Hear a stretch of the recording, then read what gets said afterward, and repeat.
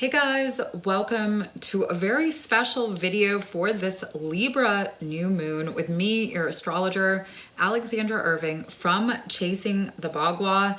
And this is an exciting time as we're, going to be creating some fresh perspectives within our relationships and also our truth within ourselves.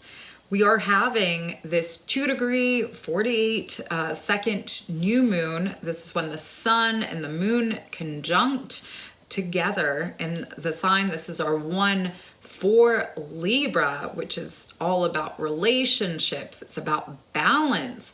It's also about diplomacy and court cases as well. So we can see a lot coming into realization within, the diplomatic sense, within institutions, I would say. And for foreign travel, I would say there could be some restrictions put into play this month. But again, this is a very special time. We're having this new moon here exact on the East Coast at 5:54:33 p.m. Of course, on the West Coast, this is also going to be happening Sunday the 25th, a little bit later in the day at 2:54:33 p.m. And then over in Australia, this is at 7:53 a.m. on Monday the 26th.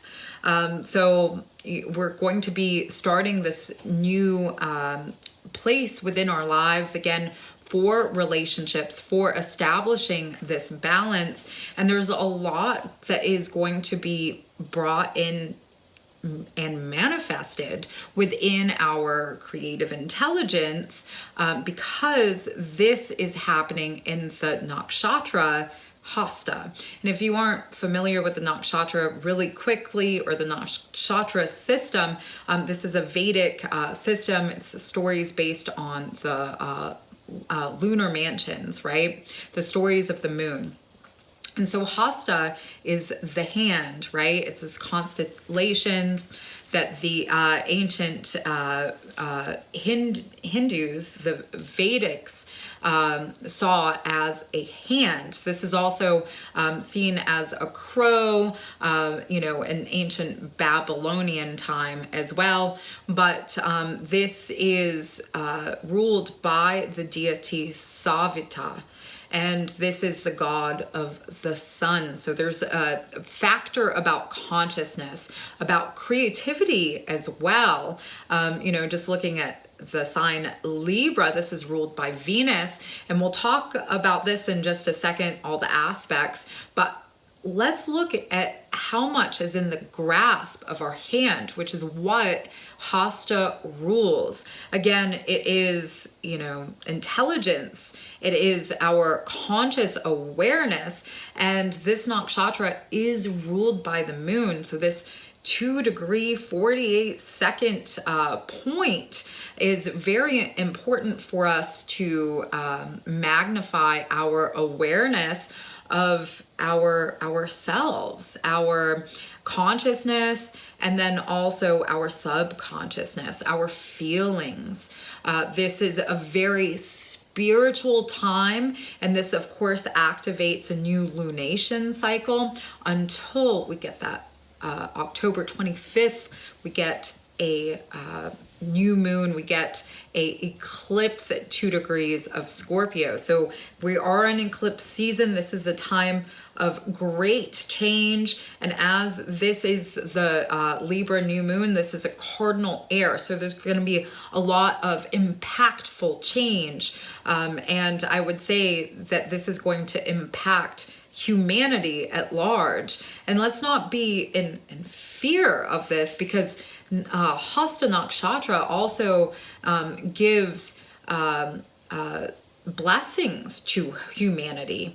And because this nakshatra rules intelligence and an understanding for us to grasp, which is the hand, it is healing, and it is intelligence that surpasses the senses. There could be a collective awakening, a realization for the everyday people, especially as Saturn, which rules the everyday people, is in the 5th house of the mind from this full moon. So I think a lot of people are going to be coming into big awarenesses. I think this can be a time of new artistic endeavors, new ways to look at our future, and utilize, a dualistic approach, especially as this is at 2 degrees, right?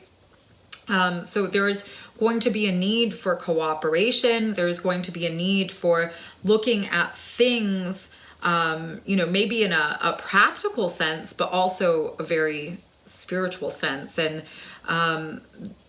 I say that because Mercury and Venus are coupled together in the 12th house from this new moon. So with Venus, she's the ruler of this new moon, falling into the 12th house. This is a very subconscious, deep place. This is a very psychic place. This is a place that we're going to have to really feel. And we may want to exert our energy, but remember, Mars is in shadow, and it's in the 9th house. So let's not burn out our abilities towards our goals, to attain balance in the future, to attain harmony in the future. It's like, let's not do these sudden impulsive things right now, because that's actually not going to bring us into this fulfillment, and we're not going to be using this new moon to activate the strength that it can bring into our lives. And there's so much strength, there's so much solidarity and hope and actual things that we can build from this, because Saturn, the planet of responsibility, is falling in that 5th house, and again is in that aspect to Mars. And these 2 planets aren't the best of friends.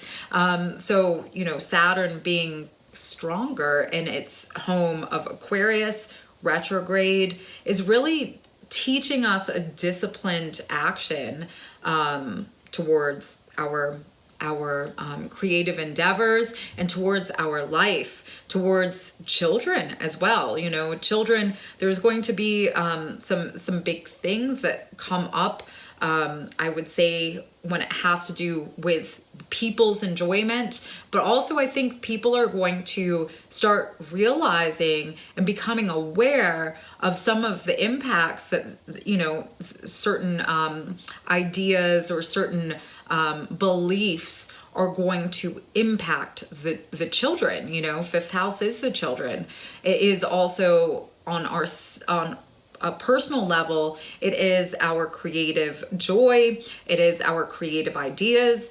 And so this new moon is giving us a very fertile time to create not only new relationships, which is like, wow, we're going to talk about that a little bit more. I think this can be a very big time for divine partnership and realizing that truth, that beauty. I think this can be a very amazing time for relationships, and also for our creativity, for the arts. This is going to be bringing in some big realizations within some impactful court cases. I would say legislation is going to be a big thing. Seeing that the sign of Libra does rule the judicial system. And so I think there's going to be a split and a lot of different ways to look at the cases that, like the bigger cases that are appearing. And we're going to have to sift through some big truths, but I think there's going to be a lot being involved with this, and a lot of haste, a lot of change, a lot of anger towards certain beliefs, I would think, may come up through rebellion with the everyday people, because again, that's this Saturn square Uranus. There could be a lot of rebellion, I would say, this lunation cycle. And again, we are in eclipse season. And another thing, another theme that's pointing out to this rebellion with people, with the change, with sudden change, I think can really happen this month, is because that Uranus North Node that's conjunct in Taurus, which is again square to Saturn, which is a very strong influence in this new moon. This is showing up in the 8th house of transformation. So the people, there's going to be a lot of transformation, a lot of depth, a lot of reprise for the everyday people, especially with finances. Like when it comes to the financial system this week, or this lunation cycle, excuse me, this can be massive change, massive loss.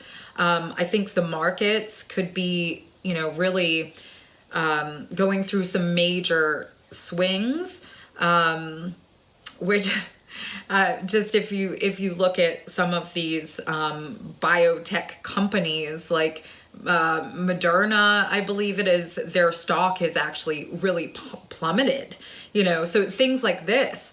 And so let's look at the aspects really quick for this new moon, because one of the biggest influences is Jupiter, the biggest planet in our solar system, is in this opposition to this new moon. So again, this is another part that is bringing relationships and our beliefs about relationships and divine partnership. I think this is going to be a big time for that, because Jupiter does bring blessings, and we may have a hard time seeing the blessings like in a literal sense, but this again is a very spiritual time. This is a time of spiritual blessings, and that's what Jupiter wants to bring us on an internal level, because it's retrograde in Aries, the sign of self, with Mars, its ruler, in shadow. So this is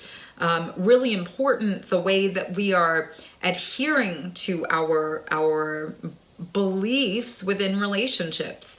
And so this is not a time to get lost in ourselves, or lost in want, in this type of false desire. This is bringing light into our reality, light into love, light into harmony, light into our relationships, the conscious light. So I think, even though, I think a lot of people will probably be having a hard time living up to the potential of the growth that we can have in this relationship, because or the divinity that we can pull into relationships. I think because we live in such a fast-paced culture, and because of the aspects that are happening during this new moon, people can be very impulsive to try to get their desires to work. But when it comes to the true strategy to creating harmony, to creating and sustaining true love, this is a very dynamic time, very filled with blessings. And like I said, I wouldn't be surprised if we're meeting soulmates, divine partnerships, and projects, creative projects or skills, seeing what we actually do with what we were, with our purpose. If you've been following my work, I've been talking a lot about, this purpose, and Virgo season, which we just ended, has all been about understanding our true purpose in life. And so now it's within our hands, it's the grasp that we have, and drawing our mind towards the ability of what we can do. And there's so much true support, but we have to believe in ourselves. We have to, be willing to put in the work in our projects. We have to be able to be disciplined and mature within love, within romance. It's not about taking these like easy shortcuts. It's about taking the true mature way to actually tackling the things that maybe are trying to separate our kingdom, right? So this is a very powerful new moon. I would say, again, I think it's very important that this is a time of divine partnerships, as well as creative projects. Finances, again, are huge. You know, we got that too.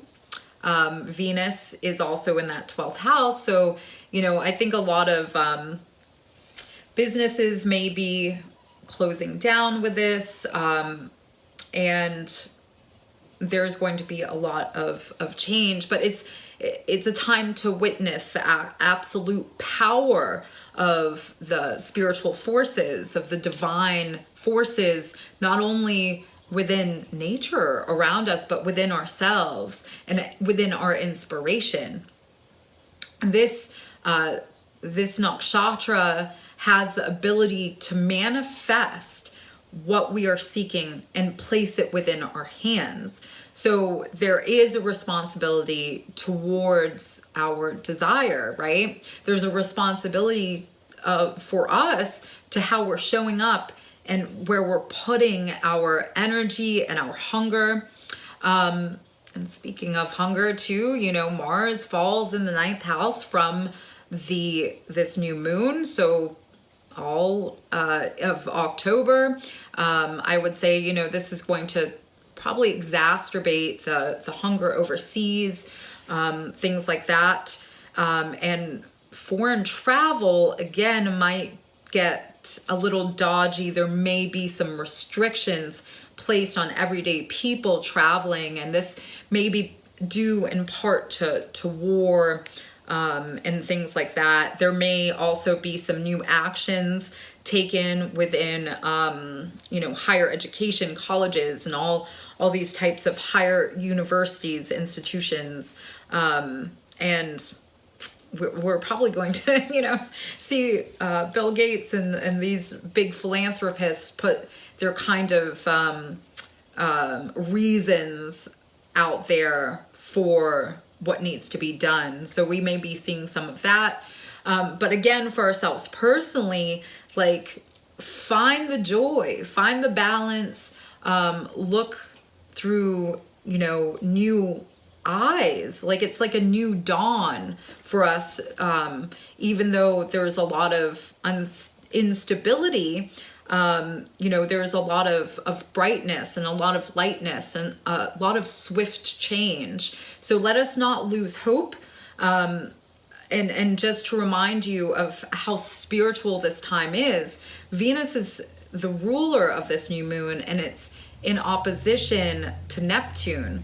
And Neptune's highest calling is this compassion and this embrace to surrender. So that is a factor for us taking this in our day-to-day routines. So if you want to uplift yourself, if you want to really take on the healing and go on to the new doors and get initiated to these blessings, it's like, be sure that you are, you know, maintaining your sovereignty, but also that commitment within the way that you perceive spiritual love and compassion.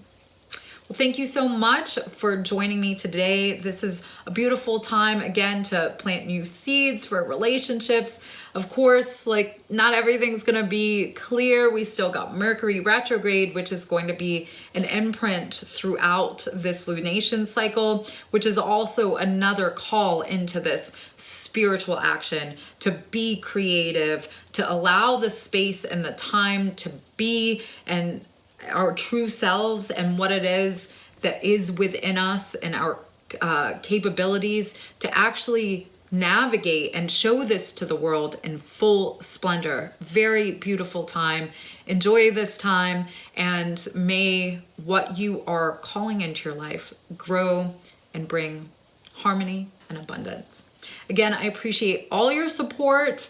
Do join me every Monday on the Instagram channel, if you're not following Chasing Bagua on Instagram, please do, because that All Signs weekly horoscope is live every Monday at 9 p.m. Eastern Standard Time with me. So you can join me for a little breakdown of the week, and then I go through all signs. Of course, if you don't know your natal chart and you'd like to know more, or you have some questions about your life, you can schedule a reading with me on chasingthebagua.com. And of course, there is the Daily Horoscopes podcast. A lot more on the way. I love all of you, and this is a very beautiful time, and appreciate the beauty around you. Thanks again, and I will see you soon.